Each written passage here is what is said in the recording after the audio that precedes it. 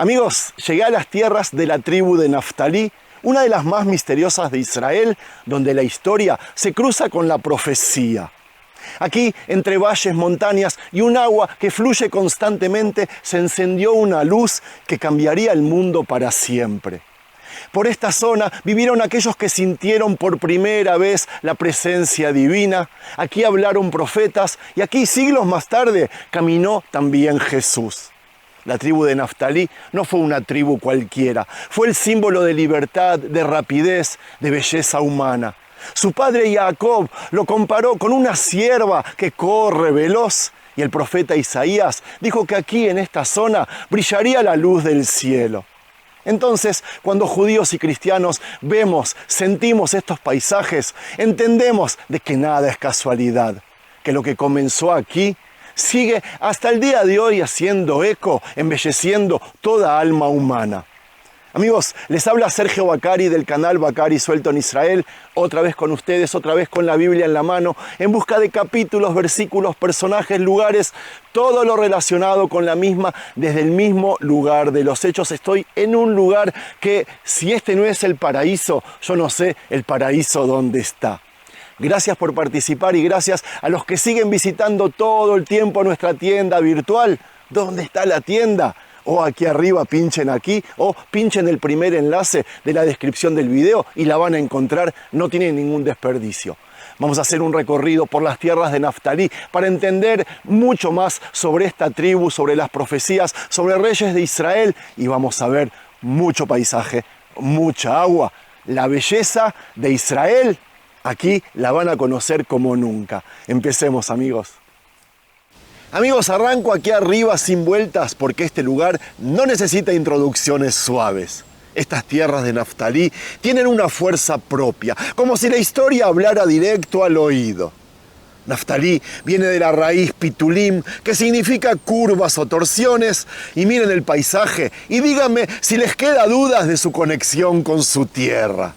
Aquí todo se siente vivo, rápido, casi inquieto, y eso me conecta al instante con cómo la Biblia describe a Naftalí.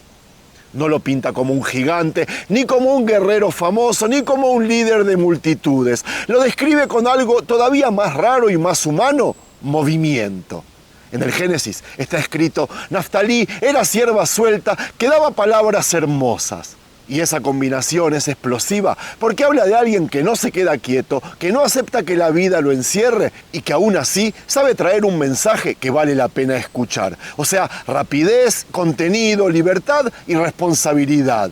¿Quién no quiere eso de su vida? Díganme la verdad. Aquí, donde comencé antes el video, siento la naturaleza y pienso que Naftalí fue el hijo que nació en medio del conflicto entre dos hermanas que competían por el amor de un mismo hombre. Un origen complicado, sí, pero que no determina su destino. Su nombre mismo, como les dije, viene de una lucha, Naftulei, curvas, idas y venidas, las contiendas de Rachel con su hermana Lea, con su esposo Jacob. O sea, Naftalí nació con la marca del pleito, del problema familiar, de la pelea que todos prefieren esconder. Pero la Biblia no edulcora nada. Ahí está la tensión, ahí está el drama, todo a la vista.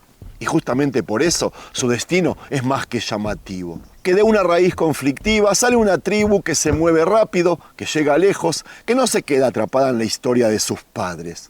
Esa es una enseñanza práctica. Nadie está condenado a repetir los errores con los que nació, nadie. Lo que más me gusta de Naftalí a mí es que no se quedó pegado al pasado, que él avanzó siempre y su descendencia encima siguió ese patrón. Cuando Moshe bendijo a las tribus al final de sus días, dijo sobre Naftalí: saciado de favores y lleno de la bendición de Dios, toma posesión del occidente y del sur. Otra vez movimiento, otra vez expansión, territorio nuevo. Y aquí entre nosotros, como les dije antes, ¿a quién no le gustaría escuchar eso en su propia vida? Lleno de favores, lleno de bendiciones. ¿Quién rechazaría un destino así? Y aquí quiero transmitir una idea clave que vale tanto para judíos como para los hermanos cristianos. Naftalí no fue un personaje menor, no fue relleno, no fue un nombre perdido entre genealogías. Él fue una señal que en Israel hay tribus que no se destacan por la fuerza, sino por la velocidad, la flexibilidad, la capacidad de adaptarse y seguir. Personas que se levantan rápido y no esperan a que el mundo les dé permiso para avanzar. Personas que no se paralizan por el ruido del pasado. Personas que corren, pero no para escapar, sino para llegar. Estas montañas, estos valles y este verde denso a mí me sirve como un marco perfecto sin necesidad de describirlos. El paisaje ya habla por sí mismo. Solo lo uso para poner el tono. Quiero decirles que aquí empieza una historia donde la Biblia no está lejos, no está en museos ni en vitrinas. Está aquí, en el aire. Y si Naftalí simboliza rapidez, entonces este video arranca corriendo, sin anestesia, directo al grano. Porque uno no viene hasta aquí para contar anécdotas suavecitas. Uno viene hasta aquí para entender por qué esta tierra genera profecías, guerras, alianzas, choques culturales y mensajes que cambian vidas. Y ahora que comenzamos a escuchar el agua del río Ayún a mi costado, llego a la parte donde mi relato toma velocidad, porque la tierra de Naftalí nunca fue un decorado bonito. Ella fue frontera, presten atención, y toda frontera es prueba. Por aquí entraban las invasiones arameas, empujaban los enemigos cuando querían quebrar el reino. Aquí empezaba el temblor cuando Israel se dividía en dos. Lo interesante es que este territorio, que muchos veían como el límite, la Biblia lo ve como un punto de arranque. Por eso el profeta Isaías, habla de Naftalí como un lugar que recibía primero la oscuridad, pero también primero en recibir la luz. Y cito, el pueblo que andaba en tinieblas vio gran luz. Ese versículo es clave, porque muestra que las zonas golpeadas no son zonas condenadas, son zonas destinadas a despertar antes que las demás. Y aquí quiero hablar algo claro. Tanto judíos como cristianos leen este texto con una fuerza especial. Los judíos porque Isaías es nuestro profeta más frontal, más firme, el que no adorna nada, nos dice las cosas de frente. Y para los hermanos cristianos, porque ven en este capítulo un mensaje que también los interpela. Y está bien que así sea, porque en la tierra de Naftalí conviven ambas lecturas, porque este es uno de esos lugares donde la Biblia une en vez de separar. Aquí nadie necesita permiso para emocionarse con la historia. Aquí cada uno puede encontrar su propio eco y prepárense, amigos, para ver una maravilla. Algo increíble que refleja la bendición de este lugar al norte de Israel. Miren eso. Mientras, aprovecho a decirles que el norte siempre fue el termómetro moral de Israel. Cuando el norte se mantenía firme, el país avanzaba. Cuando el norte se debilitaba, todo se desmoronaba. Y eso explica por qué los profetas golpean tanto aquí. No es por castigo, es por responsabilidad. Naftalí está adelante, recibe el primer golpe, pero también recibe la primera luz. Es un territorio al que la Biblia le exige más porque le regaló más. Y pienso en algo, Israel nunca fue un país plano, nunca. Aquí cada región tiene personalidad propia y Naftalí es la región que te enseña a no quedarte quieto. Que si te caes te levantas, que si la historia te pega respondes, que si tu pasado es complicado igual puedes escribir un futuro distinto. Y esa mentalidad no es pasaijista, amigos, no es turística, no es para fotos, es para la vida diaria. Amiga, amigo, miren la caída de la gran cascada, 30 metros de altura. Y a mí ese ruido me recuerda a otra cita, cuando los dos reinos estaban divididos y el norte-este amenazado. Fue allí cuando el profeta Eliseo, intervino una y otra vez desde esta zona diciendo, cito, no temas porque más son los que están con nosotros que los que están con ellos. Y esa frase no es épica, es realista. Israel siempre fue pocos contra muchos y Naftalí siempre fue al frente. Pero el mensaje es simple, aquí nadie se rinde.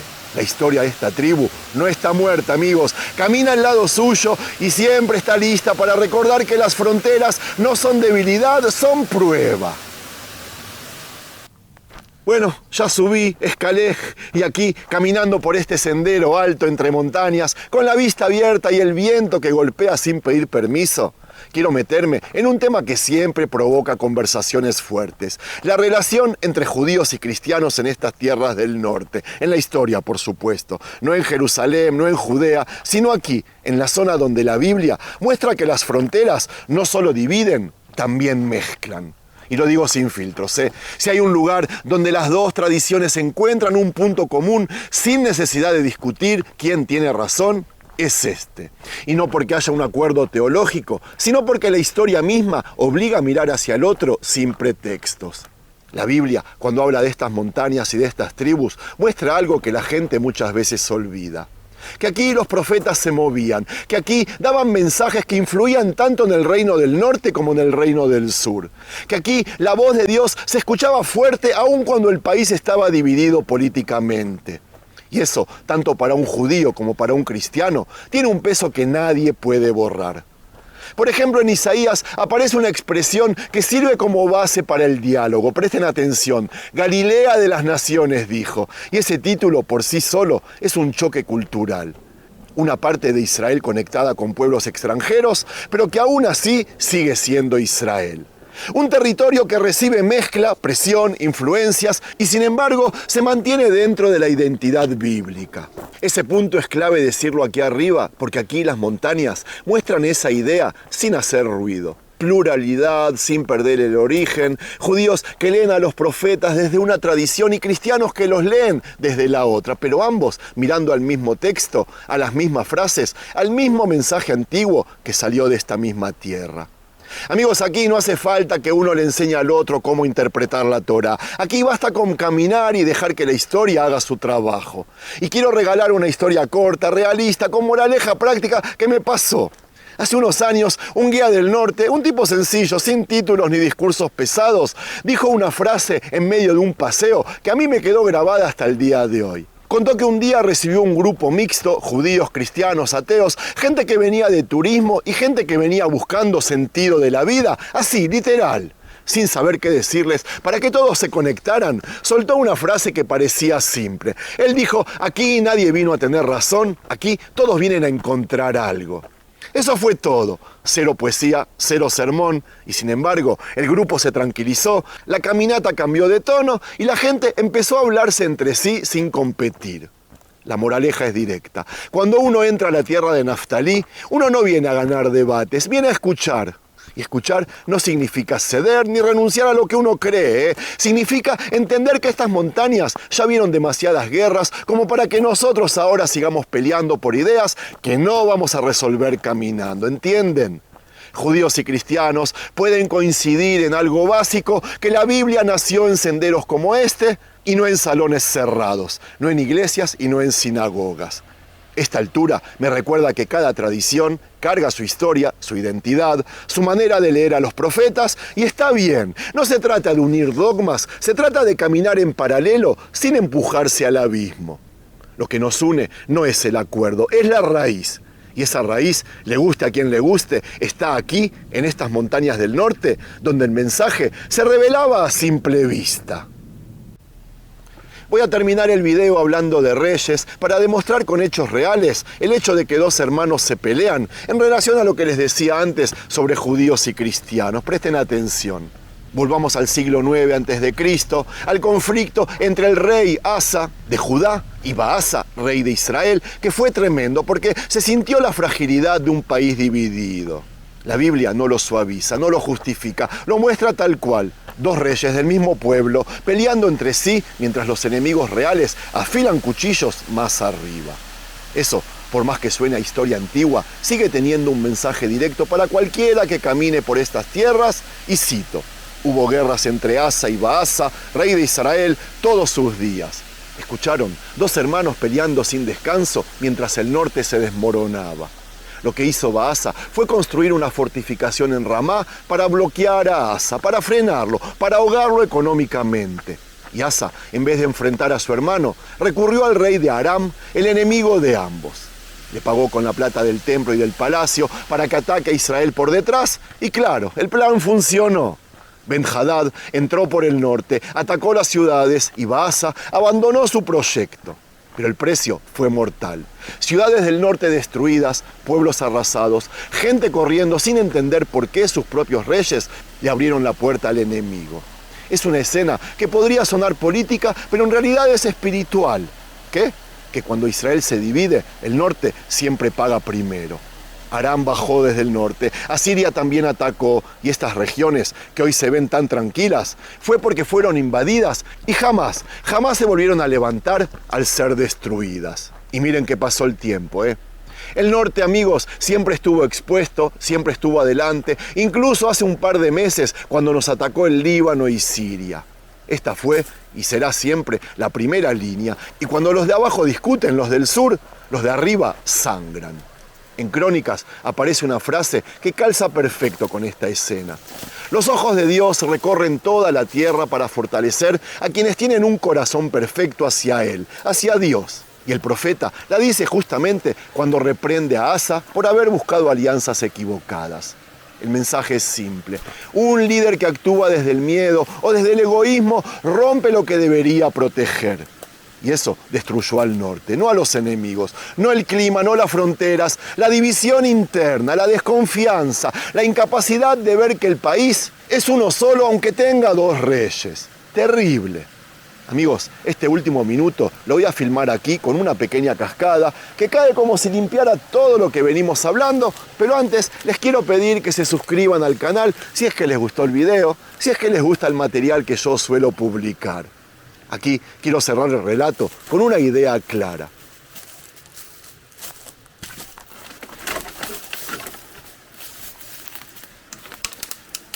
Si Naftalí simboliza velocidad y luz, y si el norte simboliza frontera y responsabilidad, entonces la historia de los reyes Asa y Baasa es la advertencia más fuerte que deja toda esta tierra. Israel solo funciona cuando el país está entero. Cuando cada tribu entiende que si una zona cae, cae todo el pueblo. Hoy, con estas cascadas suaves de fondo, quiero cerrar con lo esencial. Naftalí corrió, el norte resiste, pero Israel solo va a avanzar cuando deje de mirarse como pedazos separados. ¿Qué me dicen? ¿Les gustó? De ser así, no se olviden de regalarle un me gusta. Shalom.